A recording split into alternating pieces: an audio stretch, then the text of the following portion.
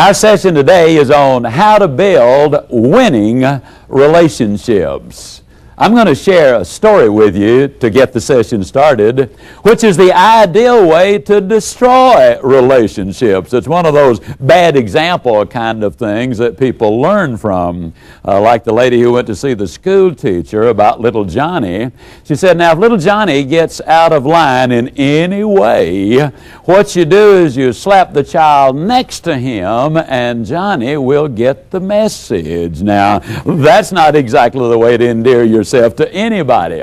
But Mr. B is a little different story. Mr. B called a meeting, had all of his people together, and he said, now, this is a great company we have here. It can be even greater. What I'm going to do is I'm going to start assuming more of a leadership role by setting the correct example. I'm going to start coming in early. I'll start taking reasonable lunch hours. I will stay until the office is closed. In short, I'm going to be the role model that you need to follow. Oh, it was a wonderful speech. But you know sometimes how those speeches go. After a period of time, you kind of forget all about it. The excitement and enthusiasm dies down just a little bit, and that's exactly what happened. Mr. B was out for lunch one day, and he forgot about the time. Suddenly, he looked at his watch, and he thought to himself, oh boy, I'm supposed to be back to the office in 10 minutes. He hopped up, ran out to the parking lot, hopped in his automobile, scratched off, burned rubber, doing about 90 miles an hour down the freeway, and the long arm of the law entered the picture, gave him a ticket. Now, you're talking about somebody who was furious. Mr. B was absolutely furious. He said, this is absolutely ridiculous. Here I am, a peaceful, tax-paying, law-abiding citizen, minding my own business. Maybe I was going a little too fast, but they ought to be out here looking for robbers and murderers and really the bad guys. Leave us peaceful, tax-paying, law-abiding citizens alone. Oh, he was really upset. When he got back to the office, it was about 45 minutes late. And he did what some people have always done when they get their hand caught in the cookie jar, so to speak. They point yonder so nobody will look at them. In a loud voice, he called for a sales manager. He said, come on in here. I want to talk to you about the Armstrong account. All I want to know is a simple yes or no. Did you make the sale or did you miss the sale? And the sales manager said, Mr. B, I hate to tell you this. I thought it was a done deal. I thought we had it signed, sealed, and delivered. But at the last moment, something happened. It came unglued. No, I did not get the sale.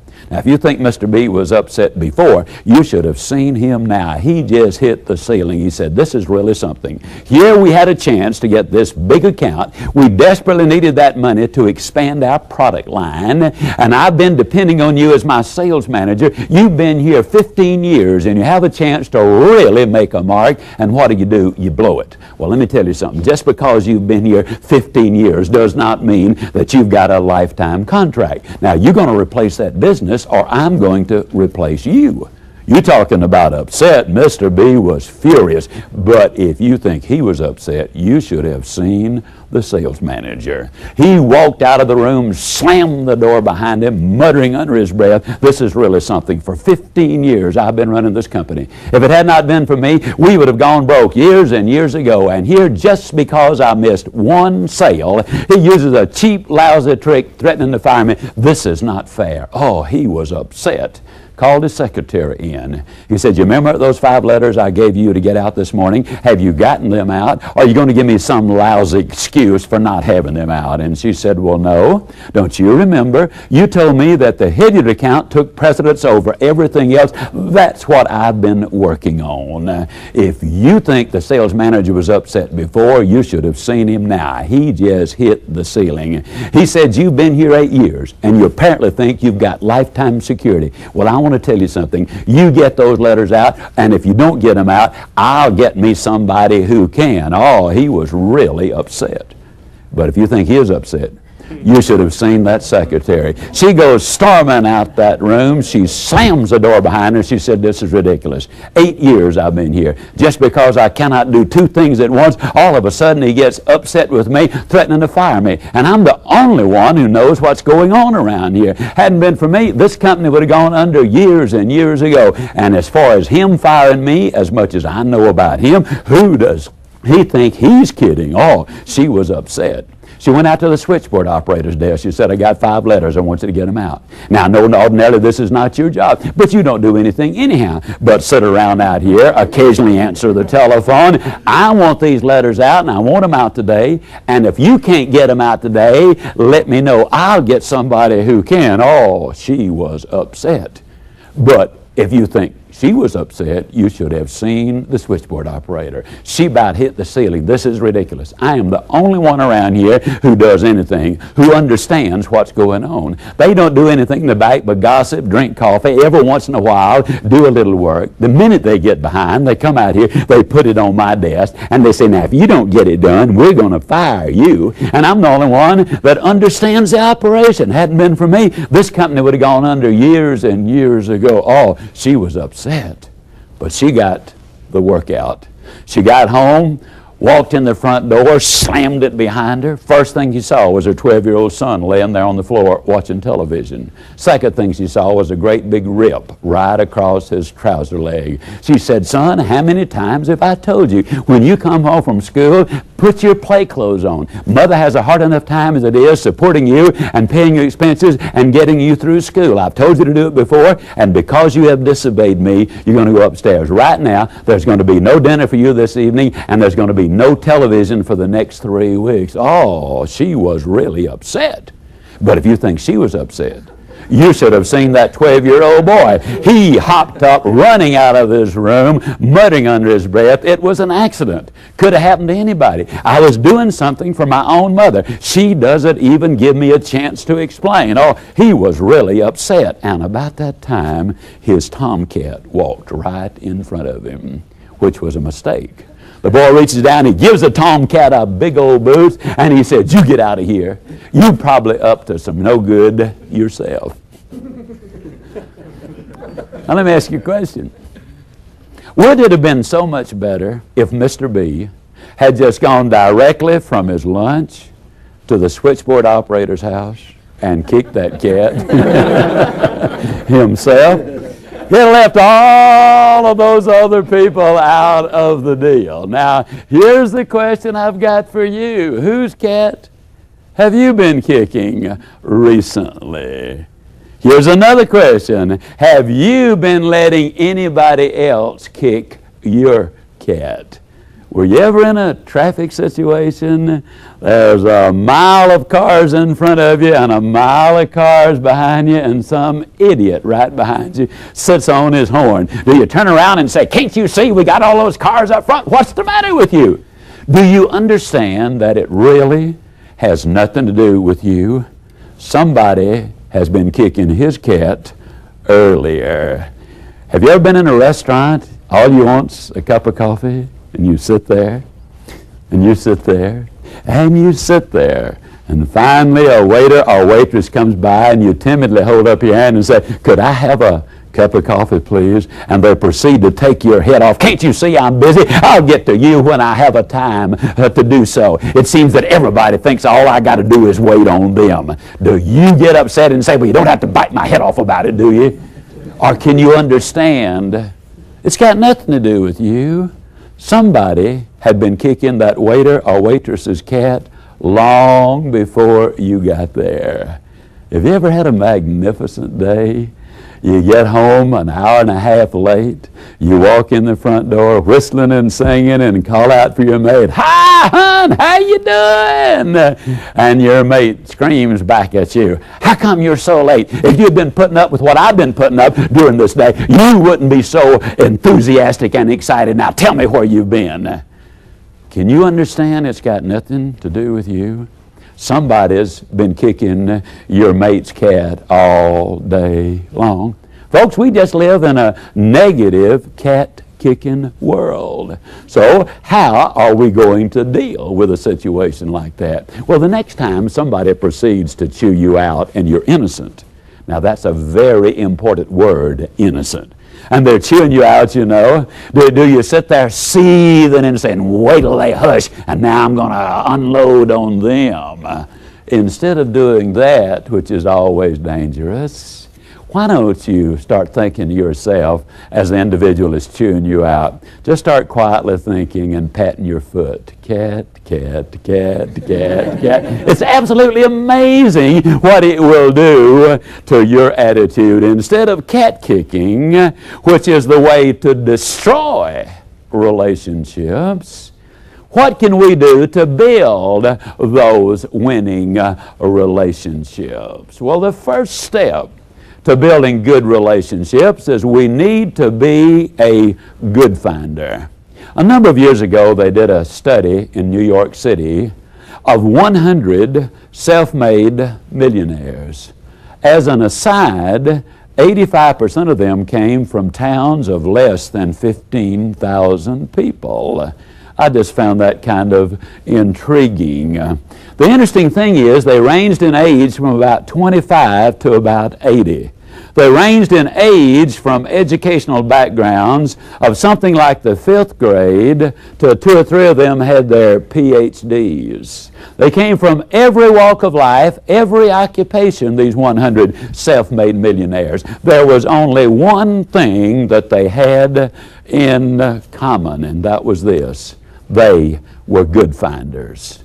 They knew how to see the good in any situation or in any person. Let me give you a simple example. And though it involves a tragedy, it still says a great deal for the thinking of the individual.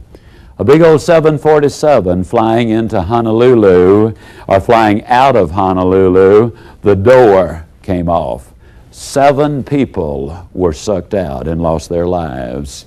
And in recounting the incident, the individual was talking about the horrible fact that had happened, the tragic loss of life. And that is a tragic loss. The individual who was receiving the information said, "Boy, doesn't that prove something? How tremendously well built these airplanes are. How extraordinarily skillful the crews are. Just think, with a door missing and the airplane loaded, they were able to land it with all the passengers left aboard and safe without a scratch." That's what I'm talking about. We need to find any good in any situation, and we can do that even in a tragedy. Become a good finder. I moved to Dallas a number of years ago, and I met a man who's one of the most remarkable human beings I think I've ever met. His name is Walter Haley. He devised a new way of selling life insurance. Now, this was in the days when people primarily bought ordinary life insurance. This was in the days when a $1 million producer was considered to be a pretty stable, good producer. He was working with independent grocery warehouses, supplying groceries to the independent stores all over the country. He devised an idea and a plan whereby the independent grocermen could buy their life insurance and have it attached to that huge grocery bill they were getting every week anyhow. Well, the net result is his life insurance people were selling 10, 15, 20, 30, 40 million dollars worth of life insurance a year, dramatically more than anybody else. Well, I met Walter Haley, and we just hit it off and started chatting. He said, "Zig, I've got to take you and let you see one of these mammoth warehouses." Well, we walked in. I didn't know there was that much food in the world, much less under one roof. It was colossal. As we walked in the front door, Mr. Haley said, "Excuse me for a moment, Zig." He went over to the switchboard operator, and he said, "You know, I just want to tell you what a delight it is for me to dial this number. You always answer so enthusiastically. I get the feeling that you're just there waiting for me to call." Well, the lady smiled very broadly and said, "Well, thank you, Mr. Haley. I really appreciate that comment." He walked on through the door leading into the major portion of the warehouse, and as we walked down one of the corridors, he said, "Excuse me, Zig, I haven't met this gentleman." We stepped into this little office. Walter Haley stuck his hand out and he said, "I'm Walter Haley. I know who you are, but we haven't met." I also know what you've been doing. Since you took over this department, we've not had the first complaint. I just want to tell you how pleased I am with the job you're doing." Well, the man was very pleased. He said, "Well, thank you, Mr. Haley. I do the very best I can." And Walter Haley said, "Well, that is excellent. Just keep it up." We walked upstairs. He walked into his office, and he walked over with me to his secretary, and he said, "Zig, I want you to shake hands with the greatest secretary who ever sat behind a desk. My wife thinks she hung the moon and can take it down whenever she wants to. So I'm asking you right now, please don't do it. I love the moon right where it is." Well, the secretary obviously beamed broadly and said, "Well, Mr. Haley, you sure are kind to say that, and I obviously love your wife and thank her for me too." We walked on into his private office, and there sat one of his men. And Walter Haley said to me, "Zig, shake hands with one of the greatest life insurance men to ever put on a pair of shoes." And the salesman said, "Oh, Walter, you're always saying things like that." And of course, since they're true, I obviously love hearing you say those things. Keep it up.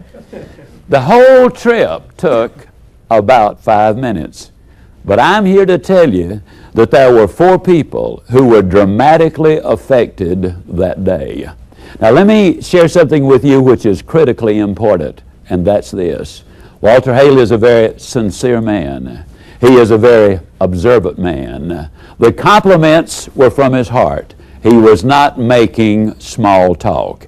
He was communicating what he felt. When you do things like that, I can absolutely guarantee people will respond. And they will respond in a very positive way. When you talk about building relationships, there is a magnificent way to do it. It's absolutely true. You can have everything in life you want if you will just help enough other people get what they want. Now, what did Walter Haley want? He really wants those people to be friendly and loyal and more productive. But had he been a conniver, had he said, "Well, now I can manipulate them by bragging on them, and then they will be more productive." Let me tell you something. I'm talking about a philosophy. If you use it as a tactic, I can absolutely guarantee you it will not work. If you think you can do something for somebody else and then later they'll do something for you, that is ugly. That is manipulative. It absolutely will not work. But if you look for the good and find the good and compliment the good because it is true and because you're sincere, you will build a tremendous amount of loyalty. It's the philosophy. It is not a tactic. Be a good finder.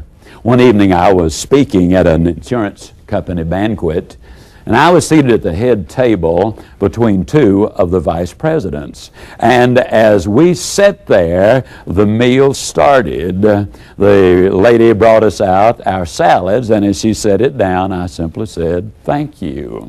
The other 2 gentlemen on either side said nothing. In a few minutes, she brought coffee. Again, I said, "Thank you very much." The 2 gentlemen on either side said nothing. Soon she brought the entree, and I just said, "Thank you" at first. And then I said, "You know, I'm amazed at the number of people you can serve. And you never seem to be in a hurry. And you're so pleasant. I just wanted to tell you how much I'm enjoying the meal." Well, she just beamed all over, and she said, "Thank you very much." Then came dessert time. It was a chocolate sundae. Really what it was a scoop of ice cream with some chocolate syrup poured over it. I do not exaggerate when I say that the scoop of ice cream she brought me was bigger than a baseball. It was all over the little cup, you know, the little bowl they put it in, and the chocolate syrup was running down the sides. The scoop that each of these other 2 guys got, the 2 vice presidents, was about the size of a golf ball.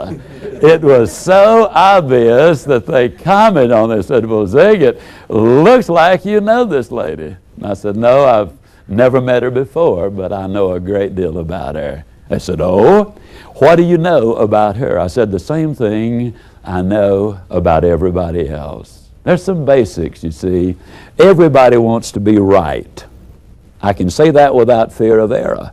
But you can't always be right. That's just not in the cards. But everybody also wants to be understood. And so if you understand the individual and work at understanding them, then you're going a long way towards building a winning relationship. The third thing is everybody wants to be appreciated. We can appreciate an individual for what they do. We can appreciate their effort, and everybody wants to be respected. And that's exactly what I was doing. I was recognizing her as a human being. I was being appreciative of what she was doing, and that is important. Yes, that's the way to build winning relationships.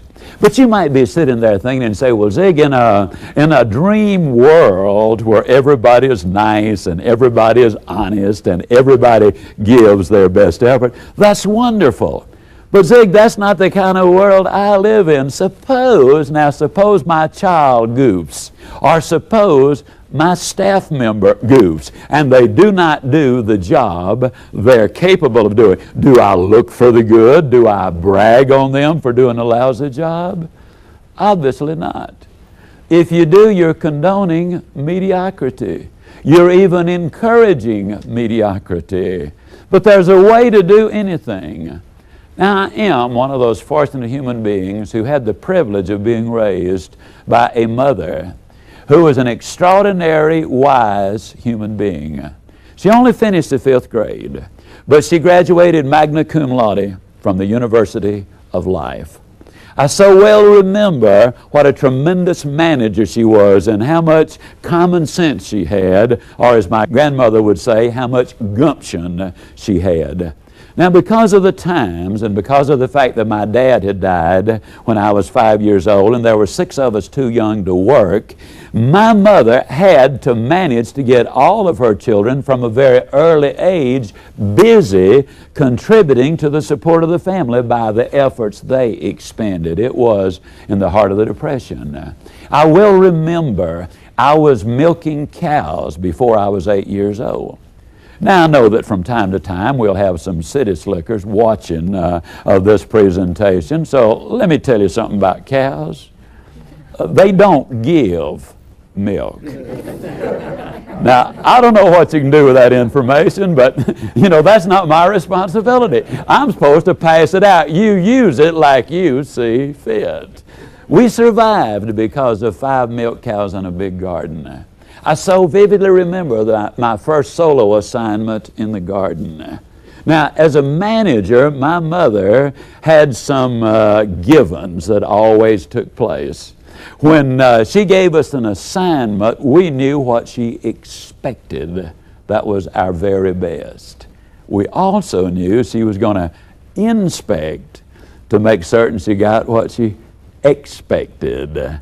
It's terribly discouraging for a child or for an employee to do a good job and then have nobody even recognize that it is completed, much less that the job was well done. And we knew the third thing about my mother, and that is we knew that she was going to instruct us on how to do it before we did it. So we knew what to expect. We knew she was going to inspect, and we knew that she was going to be instructing us on how to do it. Now, that's especially important for a small child or a new employee or someone in the lower realm of the totem pole.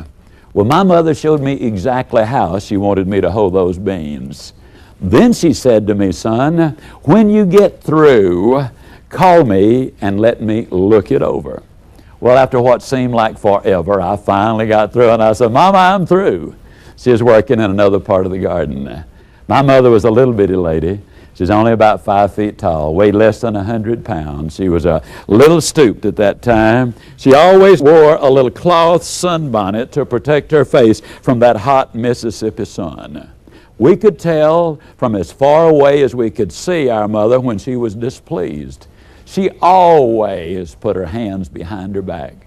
She always ducked her head. She always cocked it slightly to the right, and she always gave you that little left or right that said, When my mama started that, I said, "What's the matter, Mama?" She kind of half smiled, and she said, "Well, son, it looks like you're going to have to lick this calf over." Now, is there anybody in this audience who is so underprivileged that you do not clearly understand that perfectly clear Mississippi colloquialism, lick that calf over? Anybody here doesn't understand it? Don't be embarrassed about being ignorant. There are a lot of folks that don't understand good, plain communication. Well, what that meant simply was, son, you're going to have to do the job again. Well, I knew that, but I was trying to buy time. So I looked at my mama and I said, "Mama, I have not been messing with that calf. I have been hoeing these beans." Well, my mama kind of got tickled. She laughed and she said, "Well, son, let me tell you something. For most boys, the job you did was okay. But you are not most boys. You are my son. And my son can do better than this." What she did was so critically important. You see, she had criticized the performance, but she had praised the performer. Now, the performance needed criticizing, but the performer needed the praise. Now, as a small child, I do not remember being overly excited about the opportunity of doing the job over. But in retrospect, I realized that that was one of the most important lessons I learned in dealing with people and in building winning relationships. You don't build winning relationships always on a soft cushion. You build them on the hard facts of life. But you nevertheless deal gently and understandingly with those people. As we summarize what we've been talking about in building winning relationships, let me sum it up by this way. Number one, don't be a cat kicker. In other words, think it through. What kind of an impact will this have not only on the person I'm dealing with, but will that individual go down the line kicking cats and affect the productivity of everybody else? Number two, be a good finder. Now, that doesn't mean that every day of your life you make the rounds and everybody you see, you say, "That's good, that's good, that's good." That is not what I'm talking about. But periodically, without any hint of a schedule, when you catch somebody doing something that's right, be a good finder. Give them that word of encouragement. Number three, you need to criticize the performance and praise the performer. You see, if you understand an individual can do a lousy job, or an individual can do a bad thing, but that does not mean the individual is a lousy individual or a bad individual. One of the phrases I use daily, almost regardless of the subject matter I'm talking about, is let's just all remember that failure is an event. It's not a person. Yesterday ended last night. And just because an individual did not do a good job on the one thing, that really has no bearing on their value as a person. And if we can retain that value as a person in their minds, then their performance will become better and better. That's the way you build those winning relationships. Now I want to close it with a story which I think says an awful lot. It's a love story. But it's a different kind of a love story. I love to play golf. I don't believe there's a living, breathing human being on the face of this earth who loves the game as good as I do. Now, there are a lot of people that play it lots better, but nobody has as much fun as I do. I love to get out there. Don't get to get out there often. So when I do, I like to tee that little sucker up so I can get at it. Now, I rear back, and when I go out there, I get after it. Boom! home, and if I can find it, I hit that sucker again. Well, anyhow, I learned a long time ago that a fast game of golf and a slow game of golf both require about 5 hours. And when you travel as I do, I'm not about to come home and kiss the redhead. The redhead is my wife of all of these years, and my son goodbye and head for the golf course. I mention my son because he came 10 years after our youngest daughter, and when they were coming up, golf really wasn't in the game or in the cards for me to any degree. But after my travels, I didn't want to come home and leave my family, but I love to play golf. So I came up with a brilliant idea, if I do say so myself. Bought my wife and my son a set of golf clubs, and everybody was excited about it, except my wife and my son. But they went along with me for about 5 games. End of the 5th game, the redhead said, "Honey," said, "I just don't like to play golf." Instead of when I talk about my wife, I always call her the redhead. When I'm talking to her, it's Sugar Baby. And her name is Jean. The redhead said, "Honey, I just don't like to play golf." Said, "It's too hot or too cold or too wet or too dry or too windy or whatever. Count me out, but you and Tom keep playing. You love it and you need that time with him." Well, I went golf buddy number 1. End of the summer, my boy said, "Dad, I don't hardly know how to tell you this, because I know how good you like to play golf, and I know how good you like to be with me. But Dad, golf is just not my game." I said, "Just count me out." Now, Dad, I'll wrestle with you. I'll run with you. I'll ride the bicycle with you. I'll play catch with you. I'll do any of those things, Dad, but golf, that's not my game. Count me out. But I went golf buddy number 2. Well, for the next 3 or 4 years, there wasn't much golf in my life. And then one night, we were out to dinner. My sticks were in the trunk of the car. We were on the way back home. We passed a driving range. My boy suddenly said, "Dad, let's stop and hit a few." Well, my boy's a smooth talker. So we stopped to hit a few. We were banging away, and he said, "Dad, let me borrow one of your woods." So I handed my son my 4-wood, and he choked up on a little bit. He reared back. He let the string out. He busted that sucker about 40 yards further than he had ever hit a golf ball before. I'll tell you, he turned around grinning like you've never seen before. Biggest smile I'd ever seen on my son's face until 2 days later. When I saw that grin that night, though, I knew I had me a golfing buddy. A couple of days later, we were out on the course. We were on a par 4. I gave my son the 4-wood, and again, he choked up, he reared back. He poleaxed that sucker right down the middle, had a little draw on it, hit the ground running like a scared rabbit, stopped dead center, right in the middle of the fairway. Perfect position. We get down to the ball, he takes his 5-iron out, just like you see him do it on television. He kept his head down, he smooth stroked that sucker, it took off, it got right over the green, it landed just as soft as a feather, about 30 feet from the pin. He's hunting his bird. Now, if you don't know anything about golf, that means that if he sinks the putt, he's 1 under par on this hole. If you don't know what that means, it means he done good. So I showed my boy how to line the putt. I showed him how to stroke it, and the minute he stroked that putt, I knew it was in the hole. But when that ball hit the bottom of that cup, that boy jumped straight up about 6 feet. Still beat me to the ground by 5 seconds, I'll tell you. You're talking about excitement. Man, I was excited. I grabbed my boy and hugged him. We did a victory dance there for a couple of minutes. Then all of a sudden I realized I was in trouble. See, I was on the green in 2 also. I was only about 10 feet from the cup. I was hunting my bird. I knew that if I missed my putt, my boy would think I'd done it on purpose so he could win.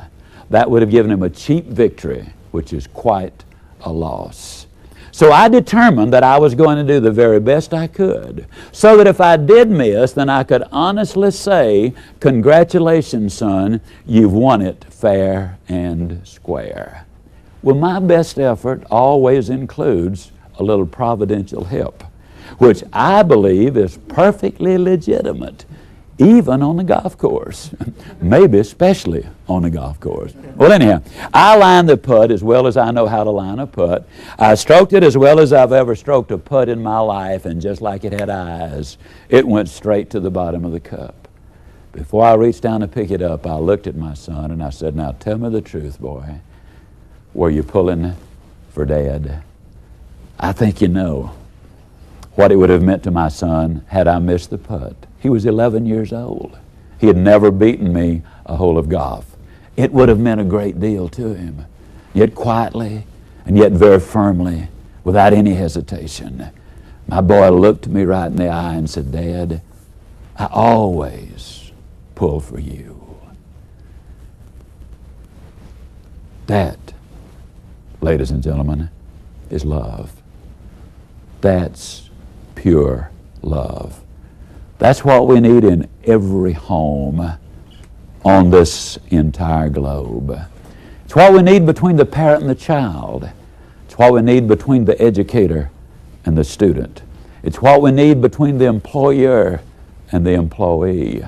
It's what we need between the sales and marketing person and the person they're trying to persuade to take action. You see, if you really have that feeling where you're pulling for the other person, if you believe in what you're doing so strongly that you can pull for the other person to buy for their benefit, at that instant you become infinitely more persuasive, infinitely more professional, infinitely more productive. If as a manager you can get so concerned about your people where your feeling is you're pulling for them to do their best for their benefit, that's communicated. You see, it is so true. A wise person said it long ago. People don't care how much you know until they know how much you care about them. That's the essence of building winning relationships. By these ideas, this concept, these philosophies, follow through on them. Put them into practice on a daily basis. Because if you do, I can close this session as I close all sessions by saying, if you'll do these things, I'll see you. And yes, I really do mean you at the top.